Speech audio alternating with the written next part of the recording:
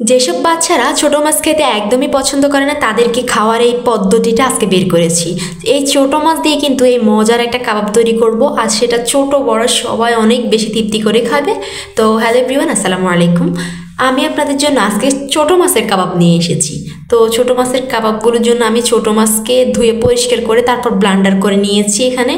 তারপর এই ব্লান্ডারে এগুলোর ভিতরেই কিন্তু এখন দিয়ে দিচ্ছি আমি গুঁড়ি পর্যাপ্ত পরিমাণ।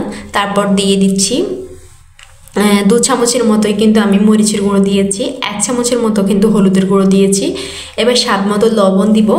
তো উপর দিয়ে জিরার গুঁড়ো, ধনিয়ার গুঁড়ো, আমি কিন্তু সব ধরনের মশলা যা যা প্রয়োজন সব দিয়েছি। এখানে 1 চামচের মতো কিন্তু রসুন বাটা দিয়েছি, সাথে দিয়েছি কাঁচামরিচ কুচি আর পেঁয়াজ কুচি। পেঁয়াজটা কিন্তু একটু বেশি করে দিবেন, তাহলে মজা হবে অনেক বেশি।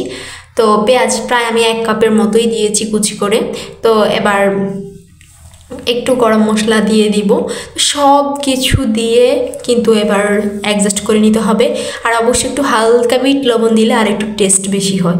তো সব কিছুকে আমি উপকরণগুলোকে ভালো করে মিশিয়ে নিচ্ছি। এখানে কিন্তু একটু পানি ইউজ করিনি। তো এবার উপর দিয়ে দিচ্ছি স্বাদ মতো চিনি।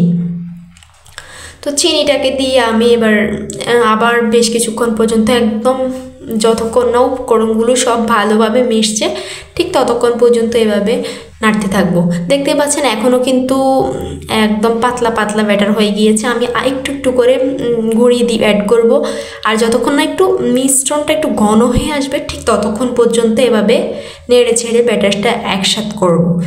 তো তাহলে কিন্তু আমাদের একটা গোল শেপ তৈরি হবে। তারপর উপর দিয়ে কিন্তু লেবু দিয়ে দিচ্ছে 2 টুকরার মতো। আমি লেবু কুচি গুঁড়ো করে দিলে হালকা যে মাছের একটা স্মেল আছে সে স্মেলটা একদমই চলে যায়। আর এমনি মশলা দিলে কিন্তু আর এখানে বাজে কোনো স্মেল আসে না। আর এটা ছোটো বড় সবাই অনেক বেশি পছন্দ করে। তারপর একটা কড়াইতে তেল গরম করে তেলের মাঝে কিন্তু গোল গোল শেপ করে আমি পিঠাগুলো বানিয়ে নিচ্ছি। সবগুলো পিঠা কিন্তু আমি গোল গোল করে দিয়ে হালকা ব্রাউন কালার হয়ে আসলে আমি উঠিয়ে নিচ্ছি। এটা কিন্তু মাঝারি আঁচেই তৈরি করবেন। তো একটু নেড়ে ছেড়ে কয়েক মিনিটের মধ্যে কিন্তু আমার পিঠাগুলো ডান। তো এবার এটা পরিবেশন করে দেখতে পান। সসের সাথে পরিবেশন করলে তো আরও বেশি মজা। তো আপনারা একবার হলেও বাসায় ট্রাই করুন। ভিতরের লুকটা দেখেন কত দেখতে ইয়াম্মি হয়েছে, আর সত্যি এটা অসাধারণ। আপনারা বাসায় ট্রাই করবেন।